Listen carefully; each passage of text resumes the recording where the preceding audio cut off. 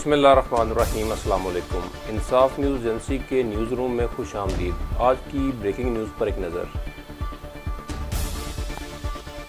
खबर शामिल करते हैं ढिंगा के खेल के मैदान से। रिपोर्ट किया है शमरेज अहमद ने। नूर जमाल ढिंगा में क्रिकेट टूर्नामेंट का इंعقاد किया गया।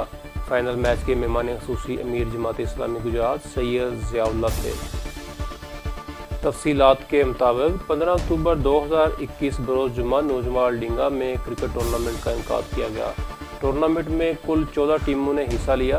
फाइनल के लिए दोनों क्रिकेट क्लब और नूर जमाल क्रिकेट क्लब ने क्वालिफाई किया। दोनों क्रिकेट क्लब ने दिलचस्प मुकाबले के बाद फाइनल मैच जीत लिया। इस टूर्नामेंट को सदर JI youth PP 32 काजम alias Doga, सदर JI यूथ नूर जमाल यासिर डोगा और आफा गुजर ने ऑर्गेनाइज़ किया। मैच रेफरी की जिम्मेदारी बदर शहजाद ने पूरी की। मेहमान खصوصی अमीर जमात इस्लामी गुजरात syed ضیااللہ शाह ने विनर और रनर अप टीम को इनामात दिए।